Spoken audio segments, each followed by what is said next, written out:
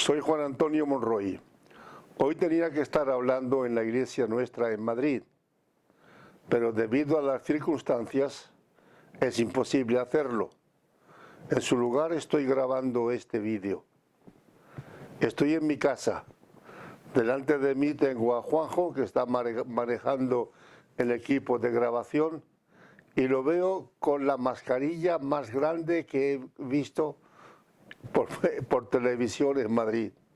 Una mascarilla que él se ha hecho de un gorro que tenía el hijo cuando andaba en la moto.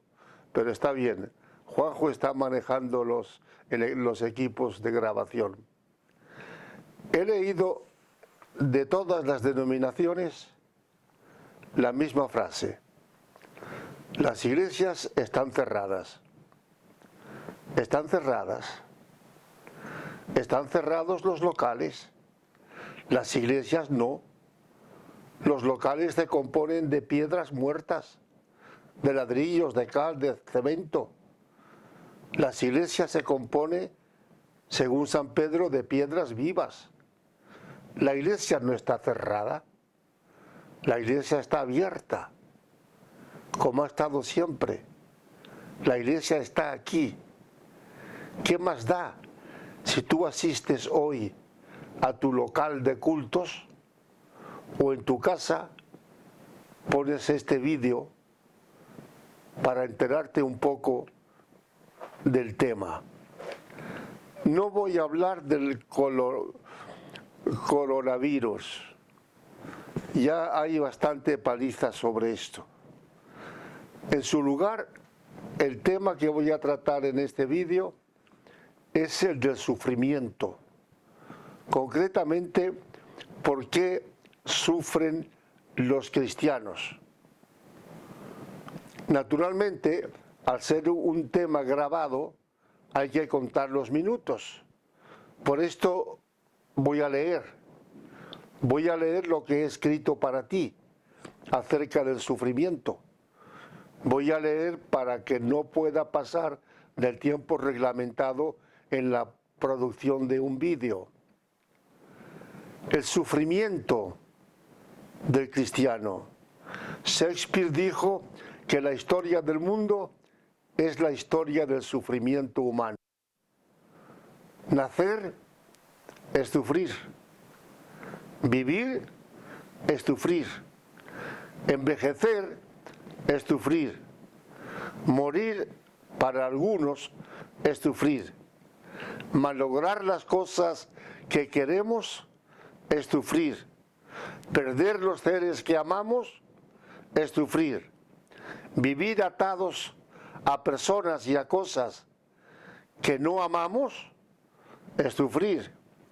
El sufrimiento, amiga y amigo, hermana y hermano, el sufrimiento no es más que la consecuencia de estar vivos. El sufrimiento es tan universal como el sol, como la luna, como las estrellas que están en todas partes. ¿Sabes dónde no hay sufrimientos? En la tumba, en los cementerios. Cristianos de todos los tiempos se han preguntado: ¿por qué sufren los cristianos? Esta pregunta es tan antigua como la humanidad misma. Si la conversión a Cristo fuera una garantía para evitar el sufrimiento, las ciudades grandes y los pueblos pequeños estarían llenos de templos religiosos, porque a nadie le gusta sufrir. Es decir, si el ser cristiano significara no sufrir, la gente se bautizaría para no sufrir en la tierra, no para salvarse en la otra. La primera vez que Dios habla del sufrimiento, lo hace en el caso de Adán y Eva, después de la tentación y de la caída en el huerto de Edén. A la mujer le habla del sufrimiento físico, el sufrimiento de la maternidad, el sufrimiento de la vida conyugal y familiar. Al hombre le habla del sufrimiento de en la tierra, del sufrimiento del trabajo, del sufrimiento de la vida, hasta que vuelva de nuevo al polvo de la tierra de donde era y llegue al futuro eterno con Dios. Hay que tener en cuenta, y esto es importante, que Adán y Eva no eran ateos. Creían en Dios, aunque fueran creyentes desobedientes. No hay un solo lugar en la Biblia donde se diga que un cristiano no puede o no debe sufrir. Te pongo el ejemplo de David.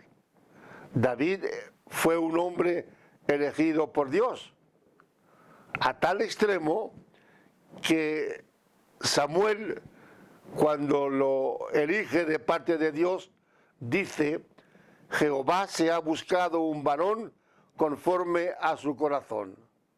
Y desde aquel mismo instante en que fue ungido, la Biblia añade: el Espíritu de Jehová vino sobre David.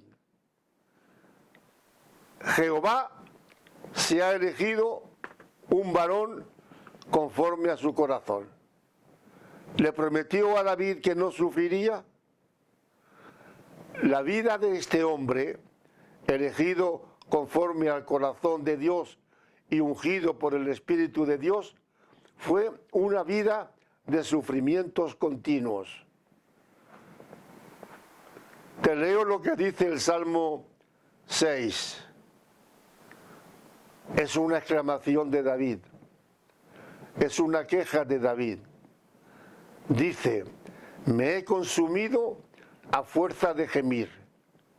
Todas las noches inundo de llanto mi lecho.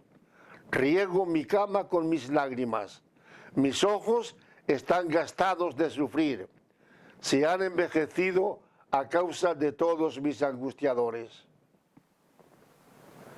¿Has comprendido lo que te he leído?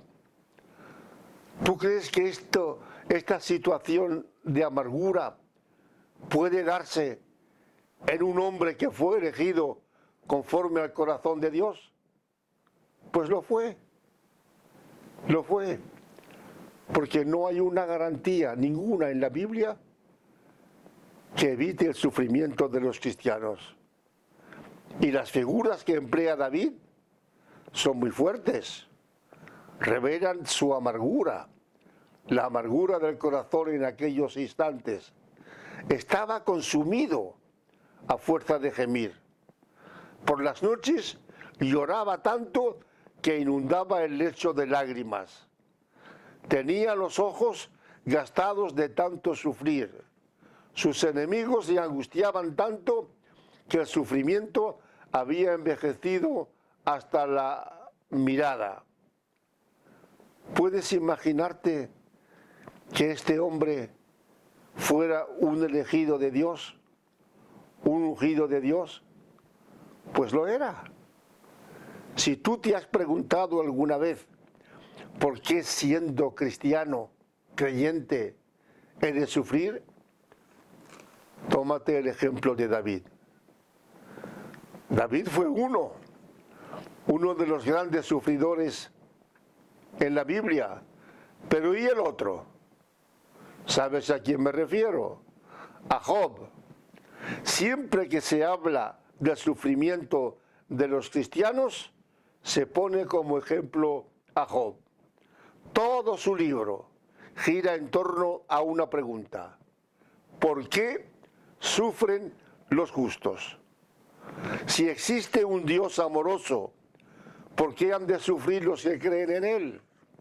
Si existe un Dios todopoderoso, ¿por qué no evita el sufrimiento de sus hijos? Si existe un Dios sabio, ¿por qué no previene y anula todas las causas que conducen al sufrimiento de los cristianos? Algunos autores de la Biblia han preguntado si el libro de Job es la historia real de un hombre o una mera parábola sobre el dolor humano. Pero yo creo honestamente, después de haber leído en más de una ocasión el libro de Job, yo creo que Job se trataba de un personaje real. ¿Sabes en qué me baso? En el versículo 1 del libro. Hubo en tierra de Uz un varón llamado Job. El nombre no se encuentra en ningún otro lugar de la Biblia. El hecho de indicar de dónde procedía Job ya muestra que se trataba de una persona real, una persona de carne y hueso, no un personaje mitológico. Para mí, el primer versículo del libro explica todo el problema del sufrimiento humano.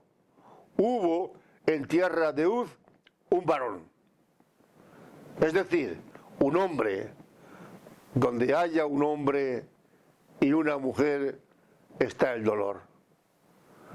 Donde haya una pareja humana está el sufrimiento, porque el sufrimiento es la ley de hierro de la humanidad. Igual sufre un no cristiano, un ateo, que un cristiano. Job era un hombre, pero no era un hombre ateo, era un hombre creyente. Y él lo dice. Además de decirlo él, también se confirma en otros lugares de la Biblia. Era este hombre perfecto y recto, temeroso de Dios y apartado del mal. Job era un hombre íntegro, cumplía la ley de Dios, era incapaz de hacer el mal. El temor de Dios era la fuerza de su vida. Y el último versículo, que parece una contradicción, no lo es. Dice así la Biblia: Job era un hombre de corazón recto, de manos limpias, de oración pura, y sin embargo, este hombre de corazón recto, de oración pura, de manos limpias, este hombre sufre hasta el punto de desear la muerte. Si te has preguntado alguna vez por qué sufren los cristianos, aplícate el ejemplo de David y el ejemplo de Job. Por otro lado, el sufrimiento humano es una constante en todos los tiempos y en todos los pueblos con más o menos intensidad. Negar el sufrimiento supondría negar la misma vida.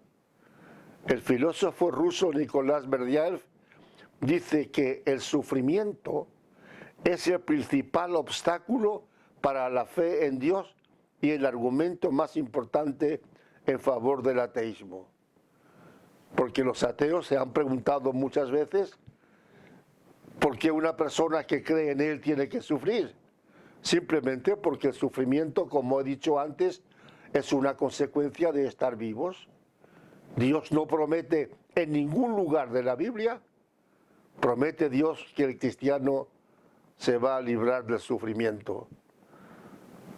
Dice Génesis que el primer hombre fue hecho de la tierra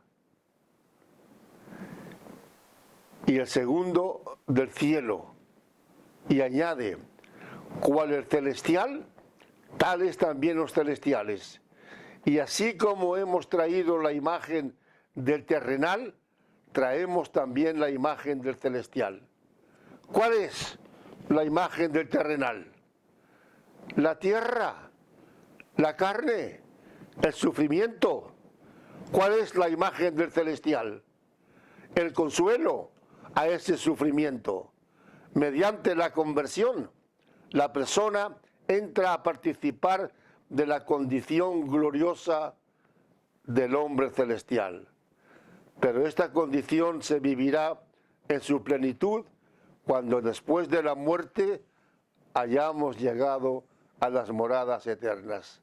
Aquí en la tierra, hermana y hermano, no te aflijas. No te aflijas por tu dolor. Aquí en la tierra todos somos terrenos, porque somos hijos de Adán. Todos, creyentes y ateos, nos desenvolvemos con la imagen del terrenal. Y el terrenal, Adán, proyecta en nosotros la imagen del dolor, del trabajo, de la lucha, del sufrimiento, de la muerte. Los sufrimientos físicos y morales, a menudo que atribuimos a Dios, son presentados por el ateísmo como una causa para negar su bondad, su amor y su omnipotencia. Pero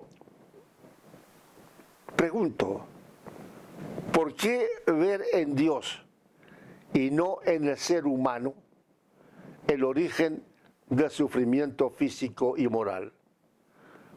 El pecado de Adán fue como una infección general que afectó a toda la humanidad y es la clave del desorden y el sufrimiento. Al escribir sobre las enfermedades de Job, en otro lugar de este trabajo, dije que las enfermedades son causantes de una gran parte del sufrimiento. Pero las enfermedades mismas, ¿de dónde proceden? En algunos libros de la Biblia y a lo largo de casi toda la Edad Media se contemplaba la enfermedad desde el punto de vista religioso o teológico. En este sentido se consideraba la enfermedad como un castigo de Dios, un castigo al que se culpaba directamente al responsable último, que era Dios. Y aún ahora, con esta epidemia del coronavirus, también hay lugares donde se está diciendo que esta epidemia es un castigo de Dios. Mentira, mentira. Dios no tiene por qué castigar con enfermedades. Dios castiga el pecado, no castiga la enfermedad. ¿Por qué hemos de implicar a Dios en nuestras enfermedades? ¿Por qué cuando estamos enfermos preguntamos a Dios, ¿por qué me mandas esta enfermedad? Dios no te la ha mandado. Tú la has originado, o al menos la has permitido. Las enfermedades que nos afectan son unas veces consecuencias del desvarío moral en el que vivimos, y otras veces, las más, obedecen a causas naturales. Simplemente estamos vivos, somos parte de una humanidad viva, y esa humanidad nunca se ha librado ni se librará del sufrimiento hasta que llegue el camino a la eternidad. Lo que es nacido de la carne, dijo San Juan, lo que es nacido de la carne, carne es. La alteración de la salud que experimenta el enfermo y que a veces le lleva a la muerte, obedece simplemente a que somos eso, somos carne, somos persona, somos naturaleza humana. Los ángeles no sufren, pero nosotros no estamos hechos de trozos de alas de ángeles. Estamos hechos de carne, de sangre, de huesos. Somos seres físicos, carnales. Y la idea de que Dios interviene en las enfermedades de los hombres lleva a algunas confesiones evangélicas a pedir con insistencia la curación de los enfermos. No creas que desvarío, no. Sé lo que estoy diciendo. Sé que Dios pide en la Biblia que oremos por los enfermos y hemos de hacerlo. Pero ¿cómo orar? ¿Como se hace en algunos círculos evangélicos? ¿Exigiendo a Dios que cure? Señor, cúrame. Señor, sana a mi hermano. Señor, sana a mi hijo.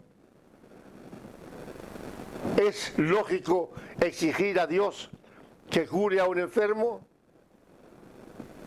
Dice la Biblia, y lo repito, que oremos por los enfermos. ¿Pero cómo? Aquí viene la oración más hermosa de Cristo que tenemos en el Nuevo Testamento. No es la de Juan 17 sobre la unidad. Es aquella oración donde Cristo dice en el huerto de Getsemaní, que pase de mí esta copa, pero no se haga mi voluntad sino la tuya. Cuando dice la Biblia que oremos por los enfermos, hemos de orar de esta manera: si es posible, Señor, que pase de mí esta enfermedad, pero si no es posible, que no se haga mi voluntad, sino que se haga la tuya. Desde Adán en el Génesis hasta Juan en el Apocalipsis, todos los grandes hombres de Dios padecieron enfermedades, vivieron enfermos, y a pocos de ellos curó Dios, si es que curó a algunos, no lo sé. ¿No sufrió Abraham? ¿No sufrió Isaac? ¿No sufrió Jacob? ¿No sufrió José? ¿No sufrió Moisés? ¿No sufrió David? ¿No sufrió Job? ¿No sufrieron los profetas? ¿No sufrió Pablo, que se quedó solo después de tantos años de ministerio? ¿No sufrió Timoteo? ¿No han sufrido a través de los siglos legiones de personas cristianas, realmente cristianas, a causa de sus enfermedades? Y Dios no evitó esas enfermedades, no evitó el sufrimiento. ¿Por qué? ¿Qué sé yo? Posiblemente porque tal vez se sirvió de ellos para purificarnos y hacernos mejores. ¿Sabes quién fue en la Biblia la persona más sufrida? El sufrimiento por excelencia. Si tú lees la Biblia, lo sabes. El sufridor por excelencia fue Cristo. Pablo dice que Dios no escatimó a su propio Hijo, sino que lo entregó por todos nosotros. ¿Y dónde lo entregó? Pues lo entregó a un mundo humano. Lo entregó entre seres que estaban destinados al sufrimiento. Cuando el Padre se despoja del Hijo, ¿sabía que lo enviaba a un lugar donde el Hijo iba a sufrir? ¿No sufrió? ¿Y de qué manera? Léete los Evangelios.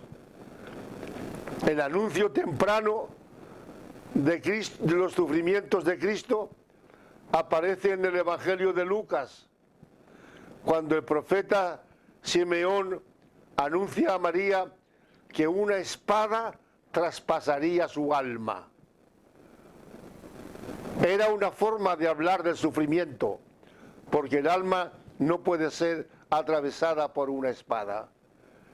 Cristo fue el más grande de los sufridores, pero nosotros tenemos también las promesas de Cristo.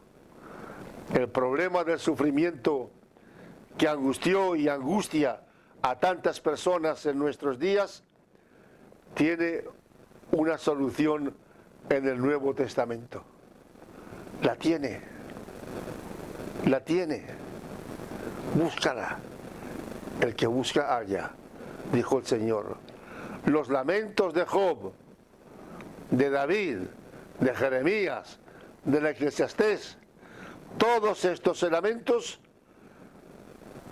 pierden un sentido trágico en la nueva enseñanza, en Cristo. Cristo dijo: bienaventurados los que sufren y son perseguidos, y los invita a sobreponerse con alegría a los sufrimientos. Y añade, escúchame bien, bienaventurados sois cuando por mi causa os vituperan y os persigan y digan toda clase de mal contra vosotros mintiendo. Gozaos y alegraos. Este es mi mensaje en este vídeo que me está grabando Juanjo. Gozaos y alegraos, porque vuestro galardón es grande en los cielos, porque así persiguieron a los profetas que fueron antes de vosotros y así sufrieron. Y la experiencia de Pablo, te la leo. Pablo dice en Romanos: tengo por cierto Qué versículo tan alentador para nosotros. Tengo por cierto que las aflicciones del tiempo presente no son comparables con la gloria venidera que en nosotros ha de manifestarse. ¿Cuánto tiempo llevas sufriendo? ¿Días? ¿Semanas? ¿Meses? ¿Años? Pues la Biblia te dice que esos sufrimientos tuyos de ahora no son comparables con la gloria venidera que te espera en la eternidad. Y el apóstol Santiago envía este mensaje de alegría a todos los que sufren. Hermanos míos, tened por sumo gozo cuando os halléis en diversas pruebas, sabiendo que la prueba de vuestra fe produce paciencia. El sufrimiento nos hace zozobrar el alma, pero el sufrimiento nos acerca también a Dios. Aquí tengo unos versos de un gran hombre de Dios, pastor evangélico aquí en Madrid, unos versos de Carlos Araujo, un hombre que sufrió también mucho en aquellos años. Dice estos versos con los que concluyo: mientras más se prolonga el sufrimiento, más veo en Dios su amorosa mano. Más cerca estoy de Él, más puro me siento, el amor que me aparta de lo vano y a Dios que me eleva en amoroso aliento. Espero que este vídeo te ayude un poco a entender por qué sufren los cristianos. Gracias y pronto nos veremos.